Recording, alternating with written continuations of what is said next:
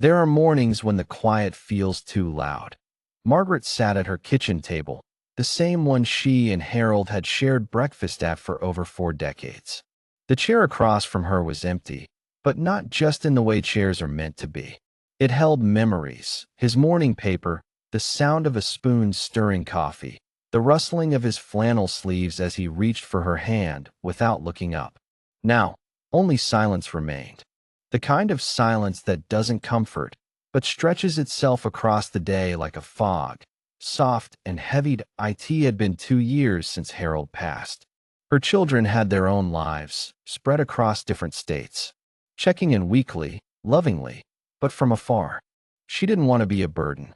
She didn't want to admit that something inside her was beginning to unravel in ways she couldn't name. Margaret had always been strong. The kind of woman who paid bills on time, sent thank you cards, remembered birthdays. But lately, she found herself staring into space for long stretches of time, her hands trembling slightly, heart racing over. Nothing she could explain. Sleep was erratic. Her thoughts came in waves, most of them starting with what if. Then, one Wednesday morning, in a small local grocery store, it happened.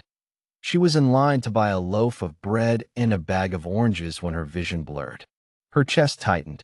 The sound around her dimmed. Panic wrapped its fingers around her lungs, and for a moment, she wasn't sure where she was. Someone called for help.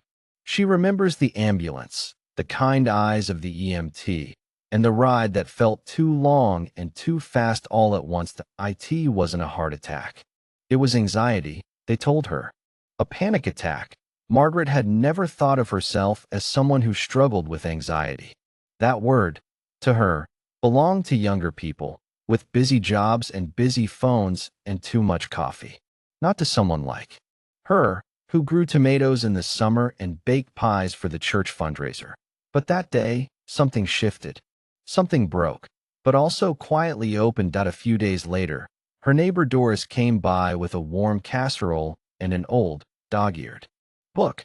The cover read, The Heart of the Buddhist Teaching. Doris said it helped her during her husband's cancer diagnosis. Margaret thanked her politely, not expecting much. But later that night, when the house was still and the anxiety curled again in her chest like a sleeping cat, she opened the first page. She didn't understand all the words at first, but there was a line that stayed with her, as if whispered from somewhere beyond the page. Suffering is not the enemy. It is the beginning of understanding. That night, she didn't sleep much, but it was the first time in weeks that she felt she wasn't entirely alone in her pain. Maybe there was another way to carry it. Maybe, just maybe, peace wasn't something to chase, but something to remember. If you've ever found yourself staring into a long, quiet morning and wondering how to keep going, this story is for you. Margaret's journey isn't one of grand gestures or miraculous cures. It's the quiet unfolding of a woman learning to sit beside her sorrow, to breathe again, to let go of what she thought life had to be, and discover a softer, kinder way to be alive. And if her story touches something in you, I hope you'll stay a while. You're not alone here. The days that followed were quiet, but not in the peaceful way Margaret had hoped for. They were filled with the same stillness she had grown used to, but now accompanied by a new awareness. The panic attack at the store had startled something loose in her, something she could no longer ignore. She had always believed that anxiety was for other people, people with high-powered jobs, people with addictions, people living lives too fast for their own good. Not for a 74-year-old woman who had retired after 40 years of teaching, who still ironed her blouses and made tea from loose leaves. But now, she was beginning to see it clearly. Anxiety didn't care about age or background or weather. You had lived a good life. It came in like a shadow, silent and persistent, not always frightening, but always there, clinging to your breath like morning fog. She began reading the little book Doris had given her. At first, the words felt distant, strange phrases about craving, impermanence, and suffering. But with each page, something softened in her. There was a quiet wisdom there, one that didn't ask her to be perfect or brave or even better. It simply asked her to look, to be honest with herself, to sit gently beside her pain, rather than always trying to push it away. One evening, as the sun dipped low behind the pine trees, Margaret sat by her bedroom window and opened her old journal. It had been years since she'd written anything personal, but her hand moved almost on its own. The first sentence came slowly, like a confession. "I am afraid all the time." She stared at the words for a long time, tears welling up in her eyes, not from shame, but from the relief of naming something that had lived unnamed inside her for too long. Fear had taken up quiet residence in her life ever since Harold passed. At first, it wore the disguise of loneliness. Then it became a need to stay busy, baking, gardening, volunteering, anything to keep her from sitting still long enough to feel the ache. But beneath it all, there was this constant hum of worry. What if something happened to her and no one was there? What if her memory started slipping? What if this was all life had left to offer? And then, in that same book, she read a teaching from the Buddha that would change everything.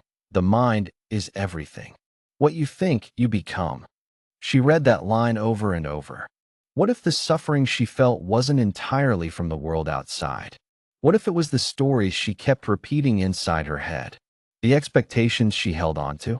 The way she clung to the past, fearing the future, rarely allowing herself to simply be here, now. Margaret had always thought of herself as realistic, prepared, cautious, sensible. But now, she began to wonder if she had been spending her later years in quiet resistance. Resistance to change, to aging, to being alone. And that resistance, that unwillingness to accept life as it was, might be the very source of her anxiety. Buddhism didn't promise her a quick fix. It didn't offer her a pill to swallow or a prayer to whisper that would erase her pain. Instead, it offered something far more radical, a gentle invitation to look inward, to see her own mind not as an enemy, but as a partner, to question the beliefs she had carried for decades, like stones in her pocket. What if she didn't have to be strong in the way she had always defined it? What if strength could mean softness? What if healing wasn't about escaping her pain, but learning to understand it? That night, she closed the book, not with answers, but with a new kind of openness. For the first time in a long time, Margaret didn't feel like she had to run from the silence. She began to see that her anxiety wasn't something broken that needed to be fixed. It was a message, a signal, an invitation to come home to herself. The next morning, Margaret sat quietly at her kitchen table, a cup of tea steaming in her hands. She wasn't rushing through her morning routine like usual. Something inside her felt slower, more curious. The book had stirred something, not just thoughts, but a longing for stillness, not the hollow silence she had grown used to, but a kind of stillness that came with attention. Presence. She remembered a passage from the book that stayed with her all night. When we live in the past, we suffer. When we live in the future, we fear. Peace is only possible in the present moment. It sounded simple, too simple almost. But as she sat there, watching a small trail of steam rise and disappear into the light, she realized how rarely she was actually present. Most of her days were lived somewhere else, caught in memory, wrapped in worry, tangled in regrets or future what dash ifs. So that morning, Margaret made a decision, not a grand vow or spiritual commitment, just a small, quiet promise to herself.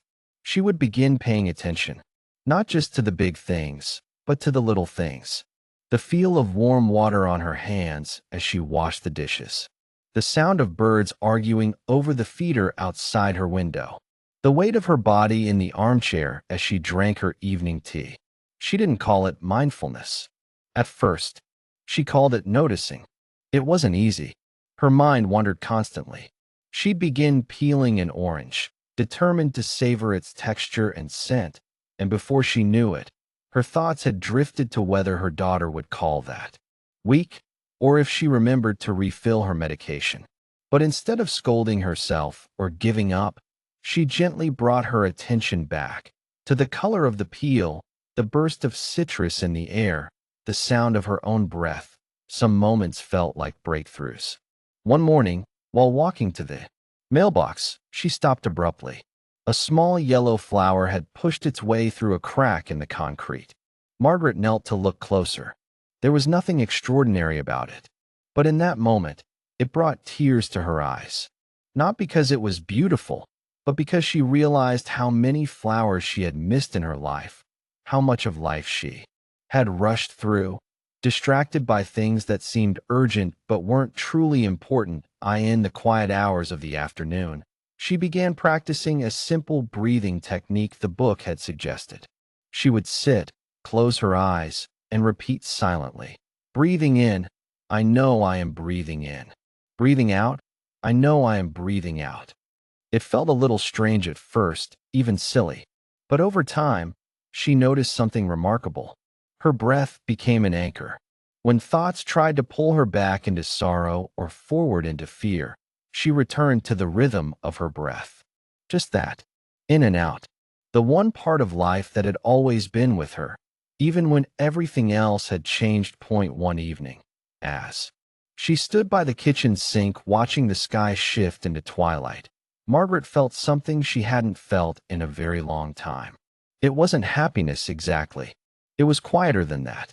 It was a sense of being right where she needed to be, not 5 years ago, not next week, not inside some thought or worry. Just here, washing a plate, listening to the hum of the refrigerator, watching the world grow softer with the setting sun.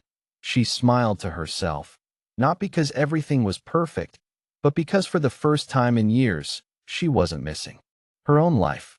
She was in it, awake to it. And that, she realized, was where peace had been hiding all along. Margaret had always associated meditation with monks in robes, sitting cross-legged for hours on end in distant monasteries. It had never seemed like something for her, an old woman in a quiet Oregon town with creaky knees and a mind that never seemed to stop moving. But the book she'd been reading spoke of meditation in a way that surprised her. It wasn't about escaping thoughts or becoming someone else. It was simply about learning to see clearly, not to judge, not to control, just to observe. One afternoon, she came across a local flyer at the library advertising a free online meditation group for seniors. The words were warm and simple. No experience needed. Just come as you are. Margaret hesitated.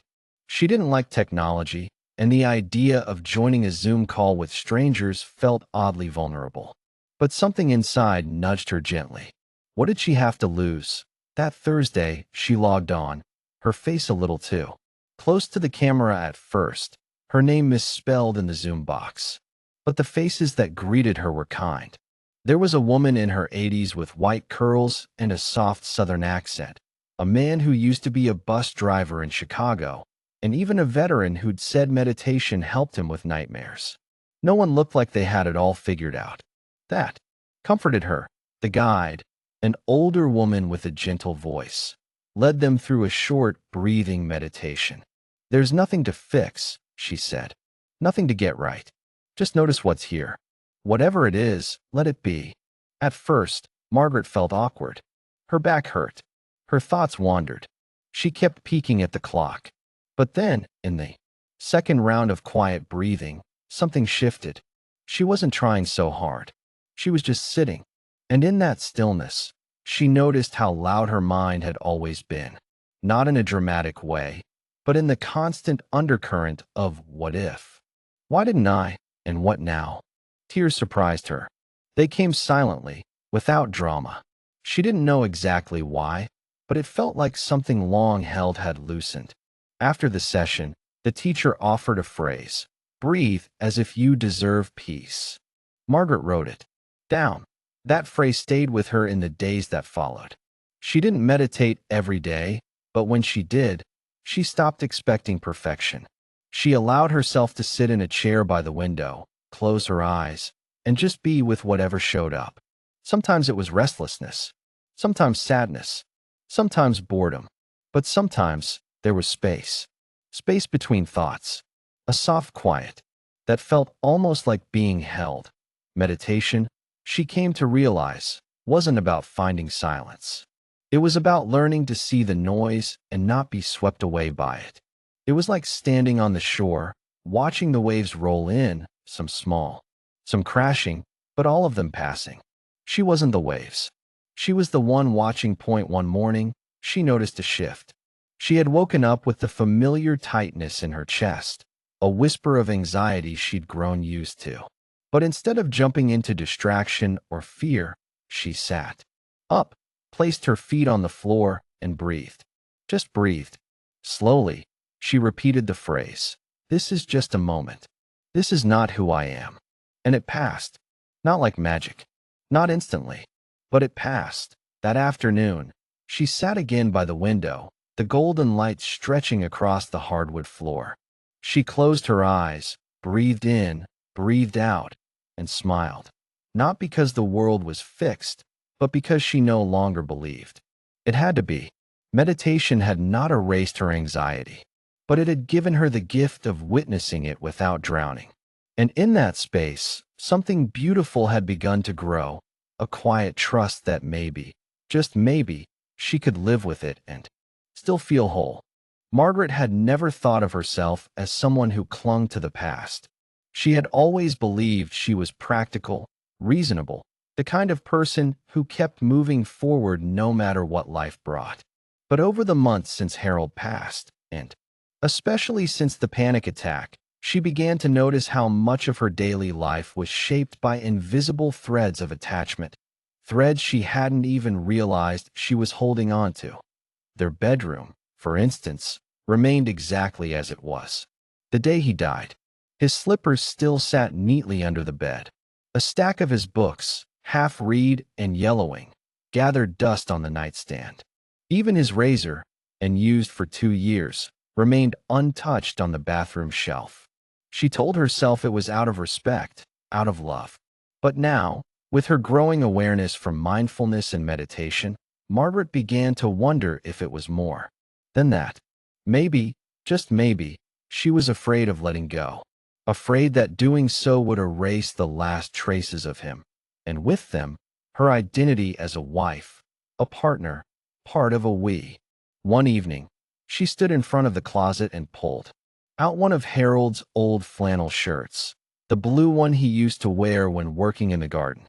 She pressed it to her face and breathed in. It no longer smelled like him, just linen and old wood. The ache in her chest surprised her, sharp and immediate. And then, as if on cue, a voice in her mind whispered, "If I let go of this, do I let go of him?" That night, a storm rolled through town. The wind knocked branches against the windows and rain beat hard on the roof. Margaret couldn't sleep. Around midnight, she got up and made her way to the attic, where she'd stored boxes of their shared life, photo albums, greeting cards, souvenirs from trips taken decades ago.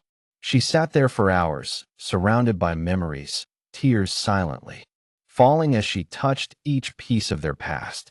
She wasn't trying to throw them away. She just wanted to see them, feel them, honor them. And then something small, unexpected happened. As she opened a dusty cardboard box labeled Harold's desk, an old lamp toppled over and shattered. It had been his favorite. The sound startled her, and she froze.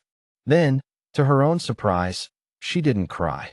She knelt down slowly, picked up the pieces with trembling hands, and whispered, "It's okay. He's not in this lamp." That moment stayed with her. It became a turning point. She realized that love wasn't contained in objects. It wasn't sealed in old shirts or ink.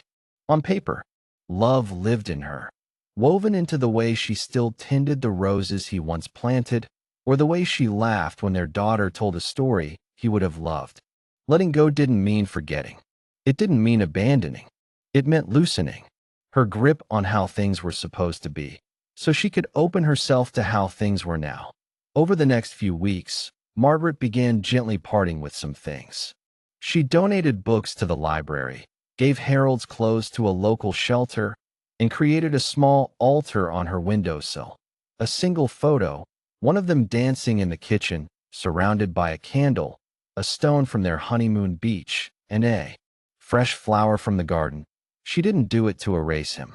She did it to carry him differently, not in things, but in the freedom to breathe again. The Buddha had taught that attachment is the root of suffering. Margaret was beginning to understand that. It wasn't about loving less. It was about loving more freely, with open hands, with open heart. And as she let go, piece by piece, she felt herself becoming lighter, not because she had lost something, but because she had made room for something new, something living, something present. Margaret had always believed in kindness. She taught it to her students during her 4 decades as an elementary school teacher. She baked cookies for neighbors, sent cards for birthdays and illnesses, and never missed a chance to say thank you. But what she didn't realize until much later in life was how hard it was for her to extend that same kindness to herself. It began to dawn on her during one of her quiet mornings, when she was sitting on the porch with her tea, trying to settle her breath. She had read in the book that compassion, especially self-compassion, was essential in Buddhist practice. At first, the idea felt unnecessary, even a little indulgent. She didn't grow up in a world that encouraged softness toward oneself. You got up, you kept going, and you didn't dwell on your feelings. That's how her mother had lived, and how she had learned to live, too. But beneath her steady routine and quiet smile was a harsh inner voice that whispered cruel little things. When no one was listening, "You should be over this by now. Why are you still crying? You're being ridiculous." She hadn't even noticed how constant that voice had become until the day she forgot her neighbor's name. It happened in the middle of a casual conversation. A simple pause, a blank moment, and then silence. She laughed it off politely, but inside, she panicked. Was it the beginning of memory loss? Was something wrong with her mind? The fears spiraled for hours, and by the end of the day, she was sitting on her bed, clutching her pillow, overwhelmed by shame. But something new happened that night. Instead of feeding the panic, she whispered softly, "It's okay, sweetheart. You're doing your best." The word startled her. She had never called herself sweetheart before. It felt strange. And yet, something in her chest loosened. That was the beginning. The next morning, she tried a practice she had seen mentioned in her meditation group, loving kindness meditation, or metta. It began simply.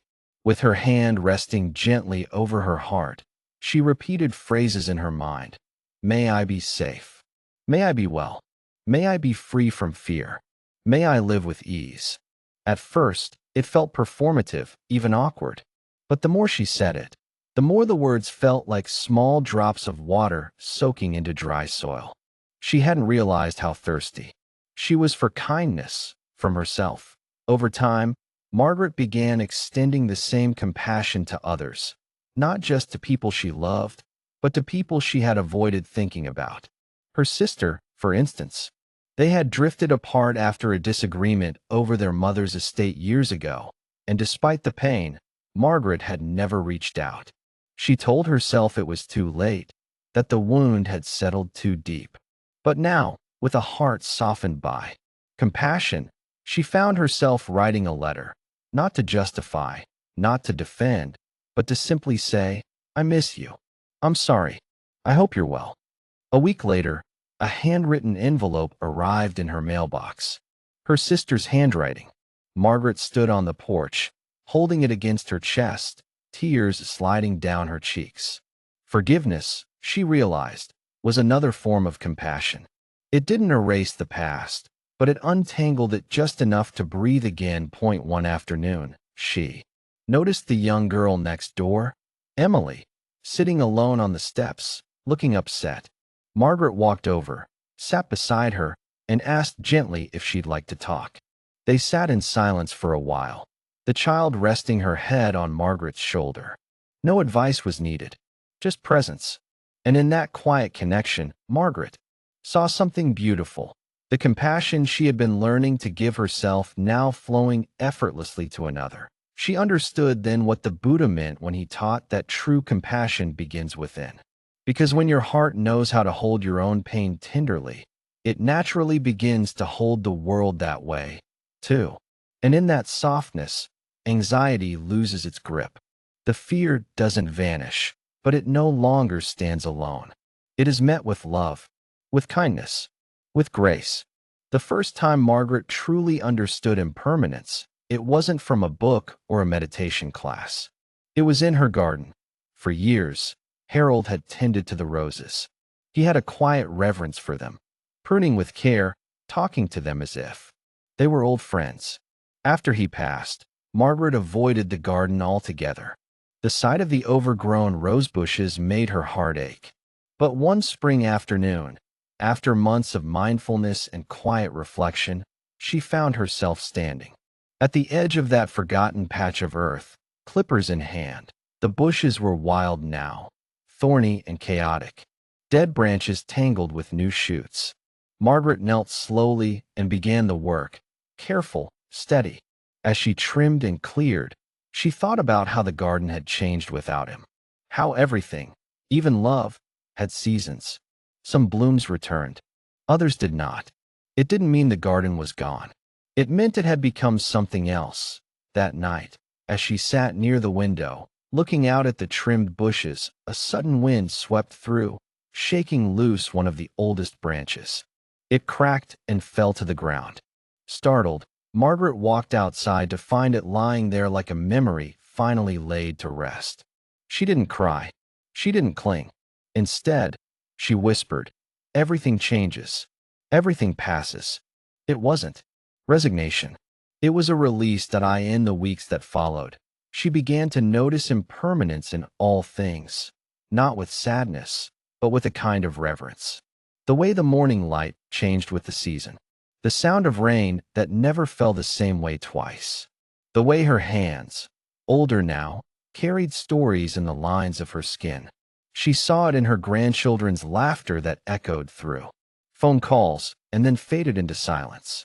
She saw it in the mirror, in the eyes that once belonged to a young woman full of plans, now belonging to someone who had learned to live without needing all the answers that first, the idea that nothing last had frightened her.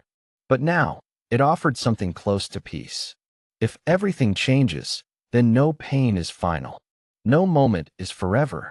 Not the sharp stab of grief, not the grip of fear, not even the loneliness that had once wrapped itself around her like a second skin. She began to meet each day as it came, without trying to hold it still. Some days brought joy, a letter from her sister, a breeze through the open window, the smell of warm bread. Other days were quiet and hard, the kind that lingered too long. But both belonged. Both were part of the same flow. She didn't have to resist either. The Buddha had said, "This existence of ours is as transient as autumn clouds."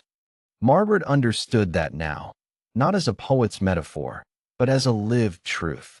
The beauty of life was not in its permanence, but in its passing. And once she stopped trying to make things stay, she began to see how precious they truly were, not despite the change, but because of it. The morning air was crisp, the kind that carried the first whispers of autumn.